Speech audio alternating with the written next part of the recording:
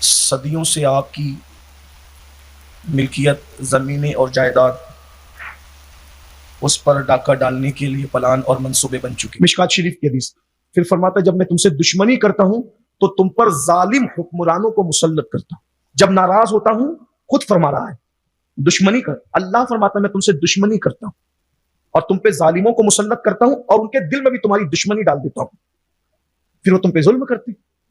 پھر دنیا بھر میں دیکھیے تمہارا قتل عام ہوتا ہے، تمہارے گھر اجاڑے جاتے ہیں، تمہیں برباد کیا جاتا ہے، تمہیں تباہ کیا جاتا ہے۔ روزانہ دینی معلومات حاصل کرنے کے لیے چینل کو ابھی سبسکرائب کریں، ہماری ویڈیو کو لائک اور شیئر لازمی کریں۔ عید کا سب سے پہلا تحفہ جو ہمارے اہل اقتدار طبقے کی طرف سے ہمیں ملا ہے وہ یہ ہے کہ صدیوں سے آپ کی ملکیت زمینیں اور جائیداد اس پر ڈاکہ ڈالنے کے لیے پلان اور منصوبے بن چکے۔ مایوسی کا ایک ماحول ہے، بے چینیاں ہیں، بے قراریاں ہیں، بے اطمینانیاں ہیں۔ بہت کچھ ہو چکا، بہت کچھ ہو رہا ہے اور اس سے بہت بڑھ کر بہت کچھ ہونے والا ہے۔ اہل ریاست، اہل سیاست جو بیان دیں گے وہ دیں گے، اہل منبر و محراب کی جو فکر ہے، صوفیہ کا جو تجزیہ کرنے کا انداز ہے وہ اپنا انداز ہے۔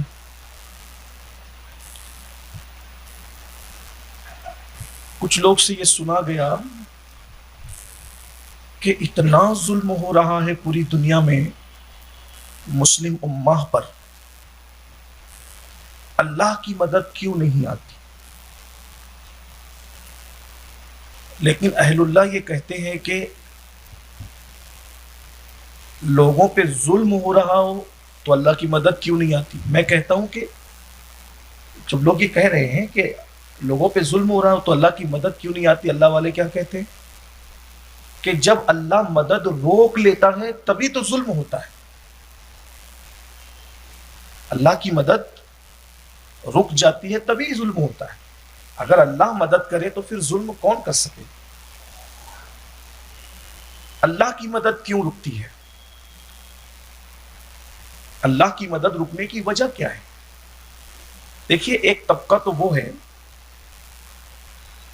جو دیندار ہونے کا دعویٰ ہی نہ کرے، اللہ کا وفادار ہونے کا، وہ سرے سے کہہ دے کہ میں اللہ کا غدار ہوں۔ ایک طبقہ وہ ہے جو سرے سے کہہ دے میں اللہ کا غدار ہوں، میں اللہ کو نہیں مانتا ہوں، میں پتھر مانتا ہوں، درخت مانتا ہوں، لات کو مانتا ہوں، حبل کو مانتا ہوں، عزا کو مانتا ہوں۔ تو وہ کتنا ہی ننگا ناچ کرے کیونکہ وہ غداری کا اعلان کرنے کے ساتھ غداری کر رہا ہے۔ لیکن ایک طبقہ وہ ہے جو وفاداری کا اعلان کرنے کے بعد غداری کرے تو اللہ اس پہ ناراض ہوتا ہے کہ تو میرا کہلا کر میرے ساتھ غداری کیوں کر رہا ہے۔ تو یہ جو ظلم دنیا میں ہوتا ہے وہ خاص طور پر اس طبقے پر ہوتا ہے جو اپنے آپ کو اللہ کا وفادار کہتے ہیں اور وفادار کہلانے کے ساتھ اللہ کے ساتھ، اس کے رسولوں کے ساتھ غداری کرتے ہیں۔ اللہ پاک فرماتا ہے ان اللہ لا یغیر ما بقوم حتی یغیر ما بانفسہم۔ اللہ کسی قوم سے اس وقت تک نعمتوں کو نہیں چھینتا جب تک وہ قوم خود ایسے حالات کریٹ نہ کرے، ایسے حالات پیدا نہ کرے کہ اس سے نعمت چھینی جائے۔ دنیا میں جو لوگ اللہ کو نہیں مانتے وہ شراب پیئیں، زنا کریں، ناچ گانا کریں، آرکیسٹرا کریں، جو چاہیں کریں، کیونکہ انہوں نے تو صاف کہہ دیا نا کہ وہ اللہ کو نہیں مانتے۔ وہ نہیں مانتے تو وہ علی اعلان غدار ہے، ان سے کوئی لینا دینا ہی نہیں۔ لیکن رونا اس قوم کا ہے جو ٹھیکیدار بنی ہوئی ہے دین کی کہ ہم اللہ کو مانتے ہیں اور اللہ کے نام پہ سب کچھ لٹانا چاہتے ہیں، جان بھی لٹانا چاہتے ہیں۔ پھر جب وہ قوم خدا سے غداری کرے پھر اللہ ان سے ناراض ہوتا ہے، اور جب ناراض ہوتا ہے تو کرتا کیا ہے اس کو سنیں۔ مشکات شریف کی حدیث ہے، جب اللہ ناراض ہوتا ہے تو کیا کرتا ہے؟ بہت غور سے سنیے گا، کوئی غم اور غصے میں گفتگو کرنے کا موقع نہیں، جمعہ کا وقت ہے، مختصر بات ہوگی، لیکن اللہ کرے غور سے سنیں۔ جب اللہ کسی قوم سے خوش ہوتا ہے، راضی ہوتا ہے، اللہ فرماتا ہے، یہ مشکات شریف کی حدیث کا مفہوم پڑھ رہا ہوں، اب تو مجھے ڈائریکٹ حدیث پڑھنے کی ہمت بھی نہیں ہوتی، جب سے یہ بات دماغ میں بیٹھ گئی کہ حدیث میں جو اپنی طرف سے ملاوٹ کر دے، جان بوجھ کر وہ اپنے آپ کو جہنم کے لیے تیار کر لے، تب حوصلہ بھی نہیں ہوتا ڈائریکٹ حدیث پڑھنے کا۔ اسی لیے میں بطور مفہوم ہی بات کرتا ہوں تاکہ اپنی طرف سے کوئی ملاوٹ نہ ہو۔ یہ بھی بڑی نازک جگہ ہے جہاں سے ہم دھڑا دھڑ کہتے ہیں کہ یہ حضور نے فرمایا صلی اللہ علیہ وسلم۔ اللہ ہمارے حال پر رحم کر، ہم لوگوں کے حال پر رحم۔ تو اللہ ارشاد فرماتا ہے کہ جب میں کسی قوم سے راضی ہوتا ہوں تو میں اس قوم پر رحمت کرتا ہوں، ان لوگوں پہ رحمت کرتا ہوں، اور جب رحمت کرتا ہوں تو ان کی محبتوں کو لوگوں کے دلوں میں انڈیل دیتا ہوں، پھر ہر کس و ناکس اس سے محبت کرتا ہے، اور یہاں تک فرمایا کہ جب وہ جس سے راضی ہوتا ہوں اسی پر رحمت نہیں کرتا، اس کی نسلوں پر رحمت کرتا۔ یعنی آپ اگر اللہ کو ہم راضی کر لیں، صرف ہم ہی مزے میں نہیں ہوں گے بلکہ نسلوں پر رحمت ہوگی، صرف اس کو راضی کرنا۔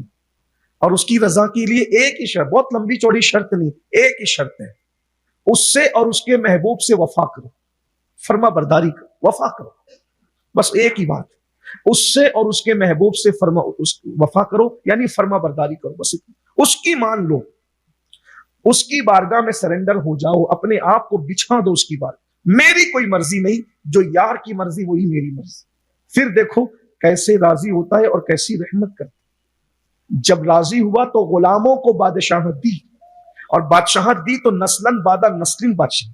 یہی ملک ہندوستان ہے، 700 سال سے زائد آپ کے پرکھوں نے حکومتیں کی، بہت نوازا اللہ ہے، سب کچھ آپ ہی کا تھا، پوری دنیا میں 1000 سال سے زائد حکومت کی۔ آپ کے بادشاہ لوگ کہتے تھے اے بادل تو جہاں چاہے برس، ہماری حکومت میں برسے گا، ہماری حکومت کے باہر تو نہیں برسے گا، اتنی بڑی حکومت تھی آپ کے پاس۔ وہ فرماتا ہے کہ جب میں کسی سے خوش ہوتا ہوں، راضی ہوتا ہوں، رحمت کرتا ہوں، اس کی محبت لوگوں کے دلوں میں ڈال دیتا نہیں ہوں، انڈیل دیتا ہوں۔ ڈالنے میں اور انڈیلنے میں فرق ہے، جو ڈالا جاتا ہے وہ حد میں ہوتا ہے، جو انڈیلا جاتا ہے وہ لامحدود ہوتا ہے۔ میں اتنی محبت ڈال دیتا ہوں کہ کائنات غلام ہو جاتی ہے، اور صرف اس پر نہیں، اس کی نسلوں پر بھی پھر نوازشات ہوتی ہے۔ اب دوسری طرف فرماتا ہے، کہتا ہے میں ہی اللہ ہوں، میں ہی اللہ۔ حدیث کا تیور ہے، تیور جلال کا ہے، میں ہی اللہ ہوں۔ اللہ کہتا ہے، اللہ فرما رہا ہے بے شک میرے اللہ تو ہی اللہ ہے، ہم گواہی دیتے ہیں تو ہی اللہ ہے، اور تیرے سوا کوئی الہ ہے ہی نہیں، صرف تو اللہ ہے، الہ صرف تو ہے۔ اسی لیے ہم کہتے ہیں لا الہ الا اللہ، اللہ کے سوا کوئی الہ نہیں، اللہ کے سوا کوئی معبود نہیں ہے، کہتا ہے میں ہی اللہ ہوں۔ اور پھر فرماتا ہے اللہ اکبر، جب تم میری نافرمانی کرتے ہو تو پھر میں تم سے دشمنی کرتا ہوں، میں تم سے دشمنی کرتا ہوں، ناراض ہو جاتا ہوں۔ سب بیان ہو، ابھی کوئی نئی بات لانے کی ضرورت نہیں ہے۔ 1450 سال پہلے غیب دا نبی عالم ما کانا وما یکون صلی اللہ علیہ وآلہ وسلم نے سب بیان کر دیا، آقا نے سب کچھ بیان کر دیا کھول کے۔ کیا فرمایا اللہ نے؟ اللہ ان سے کہہ رہا ہے، وہ اپنی امتیوں سے کہہ رہے ہیں کہ جب تم میری نافرمانی کرتے ہو، دین کو جھٹلاتے ہو، پھر میں تم سے ناراض ہو جاتا ہوں، پھر مجھے جلال آتا ہے، پھر میں تم سے دشمنی کرتا ہوں، اور جب میں تم سے دشمنی کرتا ہوں تو اب دشمنی کرتا ہے تو کیا کرتا ہے؟ مشکات شریف کی حدیث پھر فرماتا ہے جب میں تم سے دشمنی کرتا ہوں تو تم پر ظالم حکمرانوں کو مسلط کرتا ہوں، ظالم اور جابر حکمرانوں کو مسلط کرتا ہوں، اور پھر ان کے دلوں میں تمہاری نفرت اور دشمنی بھر دیتا ہوں، ان کے دلوں میں تمہاری نفرت اور دشمنی بھر دیتا ہوں، پھر وہ تم پہ ظلم کرتے، کیونکہ تم نے اپنے دین پر ظلم کیا ہوتا ہے، اپنے آپ پہ ظلم کیا ہوتا ہے، پھر میں حکمراں مسلط کرتا ہوں، ظالم حکمراں۔ میں کسی ایک ملک کے لیے اب نہیں کہہ رہا ہوں، اس لیے کہ اسلام یونیورسل مذہب ہے، عالمی آفاقی مذہب ہے، میں پوری دنیا کی بات کرتا ہوں۔ آپ اس کو کسی ایک ملک پر مت لیجیے، میں پوری دنیا کی، اللہ کرے دنیا میں یہ آواز پہنچی۔ غور کیجیے، جب ناراض ہوتا ہوں، خود فرما رہا ہے دشمنی کر، اللہ فرماتا ہے میں تم سے دشمنی کرتا ہوں اور تم پہ ظالموں کو مسلط کرتا ہوں اور ان کے دل میں بھی تمہاری دشمنی ڈال دیتا ہوں، پھر وہ تم پہ ظلم کرتے، پھر دنیا بھر میں دیکھیے تمہارا قتل عام ہوتا ہے، تمہارے گھر اجاڑے جاتے ہیں، تمہیں برباد کیا جاتا ہے، تمہیں تباہ کیا جاتا ہے۔ پھر کیا کہتا ہے؟ ہائے ہائے ہائے، کہتا ہے پھر تم ان کے آگے گڑ گڑاتے ہو۔ دیکھ رہے ہیں، اسی کو اسلام کہتے ہیں، جو ہونے والا ہے وہ بھی اسلام 1450 سال پہلے بیان، پھر تم ان کے آگے گڑ گڑاتے ہو، گزارشات کرتے، چاپلوسیاں کرتے ہو۔ خود ہی کہتا ہے مگر اس سے کام نہیں بننے والا، مگر اس سے کام نہیں بننے والا۔ اب کہتا ہے کام کیسے بنے گا؟ ہے اگر تم حالات بدلنا چاہو تو اوروں کے آگے نہ گڑ گڑاؤ، اگر گڑ گڑانا ہے تو میری بارگاہ میں آ کے گڑ گڑاؤ، مجھ سے معافی مانگو، مجھے راضی کرو، میں تمہارے حالات کو بدل دوں۔ یہ حدیث پاک کا مفہوم ہے۔ اب اس کے تناظر میں بس ایک بات مجھے آپ سے بھی پوچھنی ہے اور اپنے آپ سے بھی پوچھنی ہے۔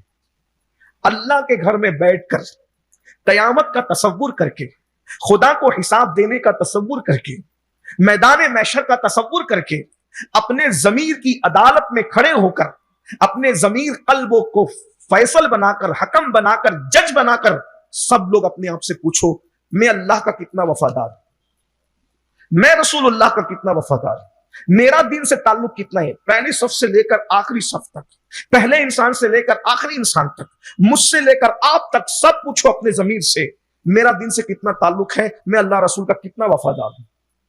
بتائیے۔ اب بہت سارے میرے ایسے بھائی ہوں گے جو سوچتے ہوں گے کہ سید ہم تو وفادار ہیں، ابھی ہم نے 30 روزے رکھے، کیا بے وفائی کی وجہ سے رکھے؟ تراویاں پڑھی، کیا بے وفائی کی وجہ سے؟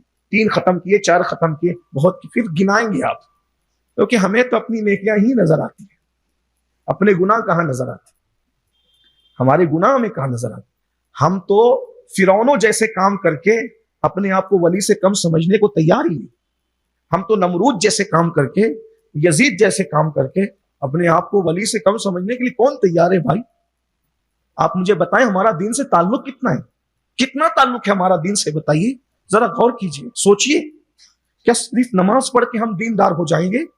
کیا صرف 30 روزے رکھ کے ہم دیندار ہو جائیں گے؟ کیا صرف ہم زکوٰۃ دے کر دیندار ہو جائیں گے؟ ذرا بتائیے ہمارا دین سے تعلق کتنا ہے، ہم کیا کر رہے ہیں، دین سے ہمارا رشتہ کتنا ہے؟ بس اتنا سا رشتہ ہے ہمارا کہ جمعہ کے 2 رکعت، پہلے تو اکثریت 2 ہی رکعت پڑھتی ہے، جو 14 رکعت پڑھتے ہیں میں سر جھکا کر ان کو سلام کرتا ہوں اور دعا کرتا ہوں کہ اللہ مزید توفیقات میں اضافہ فرمائے۔ لیکن ایک بات آپ سے پوچھتا ہوں، کیا صرف یہ 10 منٹ مسجد میں بیٹھنا، آدھا گھنٹہ مسجد میں بیٹھنا، چند پارے تلاوت کر لینا، کیا یہی دین ہے اور اسی کو دین داری کہتے ہیں؟ میرے بھائی، ہمارا دین سے تعلق کتنا ہے، ہم اللہ کے کتنے وفادار ہیں، اس کا فیصلہ اس وقت ہوتا ہے جب ایک طرف ذات الہ ہوتی ہے اور دوسری طرف مال ہوتا ہے۔ ہم ایسے رنگ بدلتے ہیں، میں آپ کو بھی نہیں کہہ رہا ہوں، کسی کو بھی نہیں، جنرل بات کریں، جیسے گرگٹ رنگ بدلتا ہے خدا کی بے وفائی کے ساتھ، اس سے جلدی ہم رنگ بدلتے ہیں۔ یہ میرے اور آپ کے ساتھ رنگ بدلنے کی بات نہیں کر رہا ہوں، جو قوم اللہ کے ساتھ اتنی جلدی رنگ بدلے، اس قوم کے ساتھ ظلم نہیں ہوگا تو کیا ہوگا؟